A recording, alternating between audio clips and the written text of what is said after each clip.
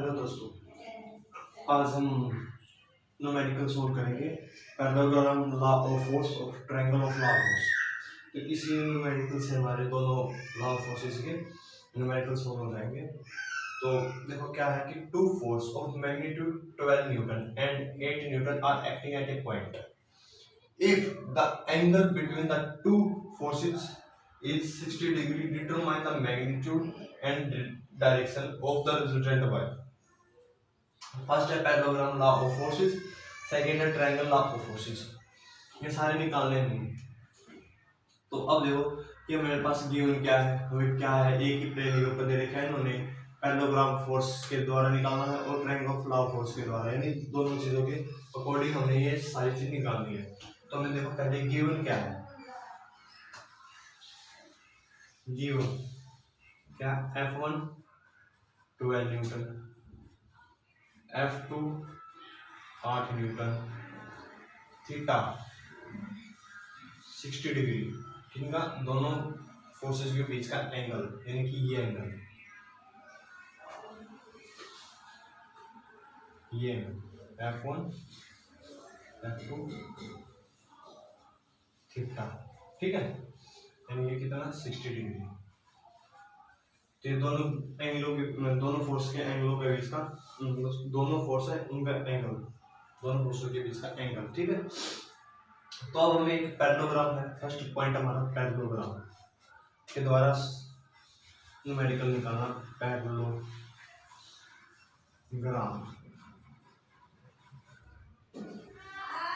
Law of force, ठीक है। तो इसमें एक चीज है कि मानना पड़ेगा हमें, क्योंकि हमें ये निकालना है direction of the resultant wire, ठीक है, magnitude and direction of the resultant wire determine, ठीक है। तो हमें क्या मानना पड़ेगा, let R be the resultant, ठीक है, let R be the resultant in between forces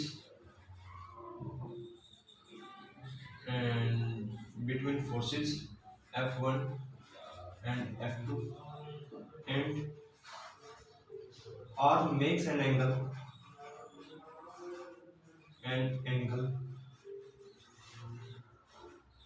between two forces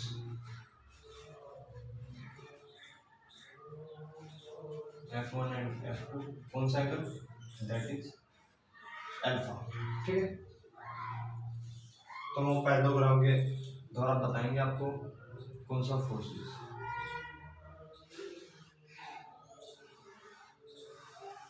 ये हमारा पैरेललोग्राम हो गया, ठीक है, और रिजल्टेंट ये होगा हमारा फोर्स, ये हमारा फोर्स, ठीक है।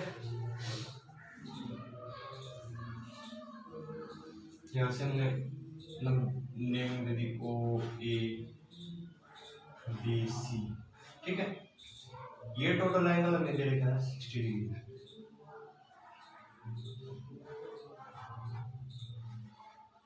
ठीक है, और ये एंगल हमारा अल्फा, ये एंगल हमारा 60 डिग्री पूरा टोटली, लेकिन ये एंगल अल्फा जो makes of the angle of between two forces, यानी कि F1 12 न्यूटन और F2 8 न्यूटन, ठीक है। तो हम क्या वो है इसके अकॉर्डिंग निकाल देगा कि देखो वी नो दैट क्या फॉर्मूला रिजल्टेंट निकालने का, F1 का स्केयर F2 का square to F1 F2 cos theta, ठीक है। अब इसके बाद हमें सब वैल्यू पुट करनी है, जो मैं F1 और F2 की वैल्यू लेंगे, इसके F1 की वैल्यू 12 है, F2 की 8 है, तो 12 मल्टीप्लाई 8, ठीक है, F1 and F2 cos theta 60 degree, ठीक है। तो सर हमारे पास वैल्यू लिखेंगे 144 प्लस 64, ये कितना है 2 मल्टीप्लाई 8, 160 वैल्यू कितनी है 1/2 होती है। 160 कितना होता है 1/2, 2 से 2 कैंसिल हमारा, तो ये टोटल हमारा कितना हो गया 1296 और अंडर रूट 1296 है, तो इसका अगर हम टोटल करेंगे तो लगभग 340 आएगा। अब हमने ये वैल्यू आ गई तो हमें इसको अंडर रूट से बाहर ले गया पड़ेगा, यानी कि अंडर रूट से बाहर लाने के लिए हमें कैलकुलेटर की जरूरत पड़ती है इसमें। तो कैलकुलेटर अपना साथ रखें, अंडर रूट 304 यानी ये आ गया हमारा 17.44, ठीक है, न्यूटन। ये आंसर हमारा रिजल्ट, ये हमारा रिजल्टेंट है। लेकिन अब बात है कि इसके अंदर ये एंगल है जो हमारा, ये एंगल, इसको कैसे निकालना है। तो ये एंगल निकालने के लिए हमारे पास फॉर्मूला होता है tan alpha equal to f2 sin theta upon में f1 plus f2 cos theta. तो अब हमने इसकी सीधी डायरेक्ट वैल्यू रखनी है 8 sin 60 degree divide by 12 plus 8 cos 60 degree. अगर हम इसे सोल्व करेंगे, इसकी वैल्यू लिख देता हूं मैं, √3/2 12 प्लस 8 1/2। अगर मैं इसको सोल्व करूंगा tan अल्फा इक्वल टू ये इसकी वैल्यू आ जाएगी समथिंग 0.433, इसकी समथिंग वैल्यू आएगी 0.433, ठीक है। आप सोल्व भी कर सकते हो एज इट इज है, बस इसको सिंप्लीफिकेशन करने आगे। तो अगर मैंने अल्फा चाहिए, यानी कि ये चीज चाहिए मेरे को, तो अल्फा निकालना, तो अगर ये tan इधर है तो उधर जाएगा वो इनवर्स में हो जाती है चीज हमारी, यानी कि जिसके हम इधर मल्टीप्लाई में करते हैं तो उधर हो जाएगी डिवाइड होती है, तो डिवाइड यानी कि वो इनवर्स के अकॉर्डिंग है, लेकिन इसमें थोड़ा डिफरेंस है, इसमें इनवर्स होता है। तो tan इनवर्स 0.433। अब अल्फा की वैल्यू निकालने के लिए tan इनवर्स की वैल्यू हमें पता नहीं, लेकिन हमें कैलकुलेटर जी साइंटिफिकली कैलकुलेटर ने साथ रखे हैं। तो अगर हमने ये वैल्यू निकालनी है तो साइंटिफिक कैलकुलेटर में सोल्व कैसे करना है, वहाँ पे हम शिफ्ट दबाएंगे, शिफ्ट के बाद 10 होगा, वहाँ पे 10 दबा देंगे, वहाँ पर हमारा इनवर्स आ जाएगा। वहाँ पर हमने ये वैल्यू लिख देनी है 0.433, तो हमारी आती है 23.41 डिग्री। ये वैल्यू आ जाती है हमारी पैरेललोग्राम ऑफ फोर्स, जो ये एंगल बनता है हमारा, ये एंगल, ठीक है। ये हमारा इधर इतना पूरा हमारा पैरेललोग्राम का है। तो अब देखो सेकंड पार्ट हमारा ट्रायंगल लॉ ऑफ फोर्स, यानी कि ये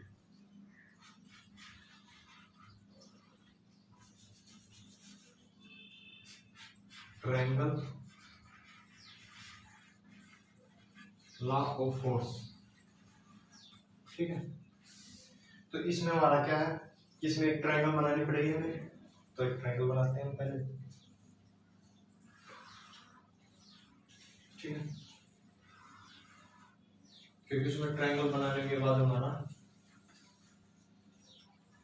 प्रोसीजर चलेगा। ये एंगल हमें 60 डिग्री देता है, तो अंदर वाला एंगल हमारा 180 डिग्री हो जाएगा,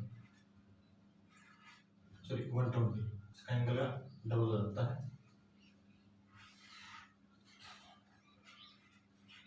ठीक है। ये फोर्स क्योंकि ये हमारा रिजल्टेंट हो गया, ठीक। ये एंगल बना रहा हमारा अल्फा, ठीक है, ये एंगल अल्फा है, और ये हमारा F2 8 न्यूटन, और ये हमारा F1 12 न्यूटन, ठीक है।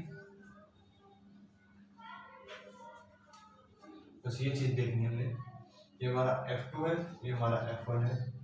तो अब हम इसके बाद हमारा प्रोसीजर होगा, तो ट्रायंगल के अकॉर्डिंग चलना पड़ेगा, जो हमारा ट्रायंगल लॉ ऑफ फोर्स है उसके अकॉर्डिंग। तो हमारा ट्रायंगल लॉ ऑफ फोर्सेस में हमारा कहना है कि अप्लाई करेंगे हम ट्रायंगल फॉर्मूला, जो हमारा ट्रायंगल फॉर्मूला है, यानी कि इसकी एक बार A O A B naming कर दी मैंने।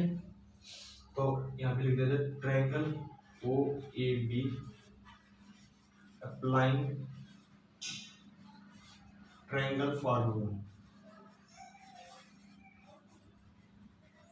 ठीक है, देखिए तो ट्रायंगल फार्मूला में हमारा क्या है कि इस बेस के अकॉर्डिंग, ये हमारा हमने बेस मान लिया, मतलब ये परपेंडिकुलर है, तो इसके अकॉर्डिंग हमारा ये एंगल बनेगा। ठीक है, यानी कि ओ ए साइन एंगल ओ बी ए, ओ बी ए। ठीक है, अब उसके बाद हमारा ये होगा, इसके अकॉर्डिंग एंगल ये हो जाएगा, यानी कि ए बी के अंदर ये आ जाएगा हमारा ए बी क्या, ये sine angle A O B equal to, अब ये हमारा बेस के अकॉर्डिंग, तो यही हमारा एंगल ये हो जाएगा हमारा, यानी कि ओ बी साइन एंगल ये कितना है हमारा ओ ए बी। ठीक है, ओ ए बी। इसमें एक बात है कि जब जो एंगल हम ले रहे हो बीच में आता है हमेशा, क्योंकि ओ एंगल हमने लिया, ओ एंगल बीच में आ गया, बी एंगल लिया पहले, तो बी एंगल, ए एंगल लिया, तो ए एंगल हमारा बीच में आ गया। तो अब हमारी इनकी वैल्यू पुट करनी होती है, तो वैल्यू कितनी है, ओ ए कितना हमारा, ओ ए 12 साइन 180। ठीक है, उसमें फॉर्मूला था, ध्यान से देखना अपना, जो ट्रायंगल ऑफ फॉर्मूला क्या था 180 माइनस में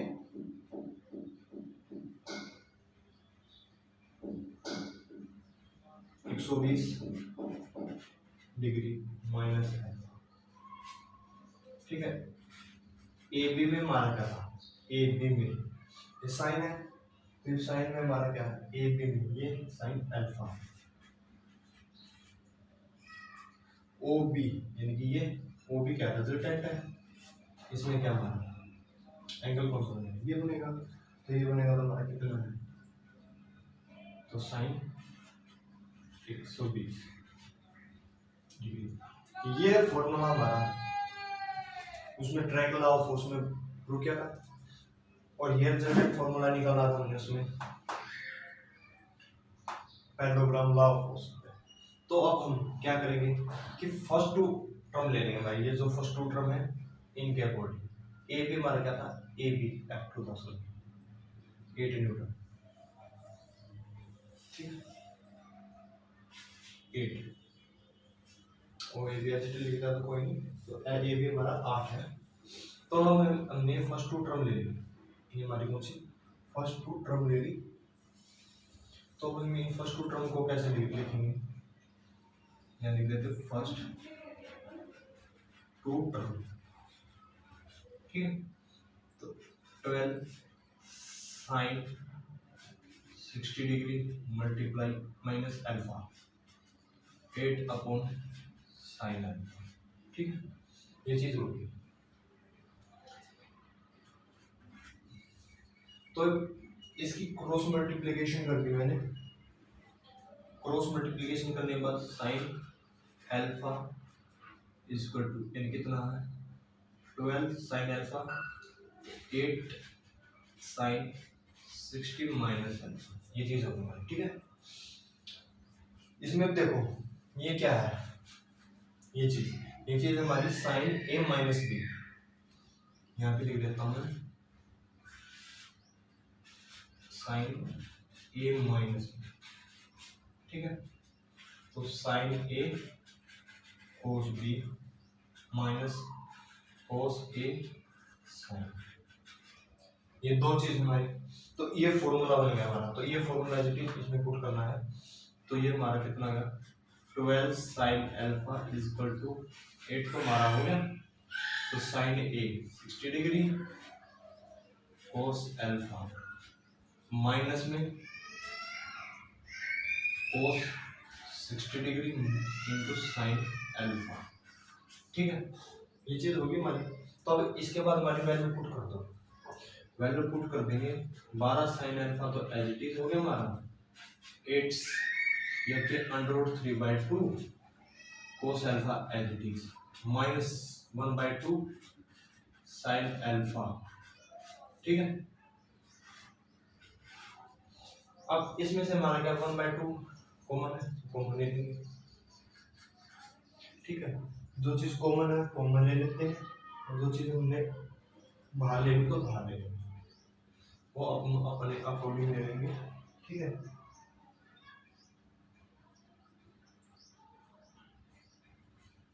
तो इसमें एक चीज है, अगर मैं इसमें से 1/2 कॉमन लूंगा तो यहाँ पे 4 बचा, देखो 12 साइन अल्फा 1/2 कॉमन हो गया, अंदर आ गया 3 cos alpha minus sign alpha. ठीक है, ये चीज कॉमन ले लिया मल्टीप्लाई 8 है।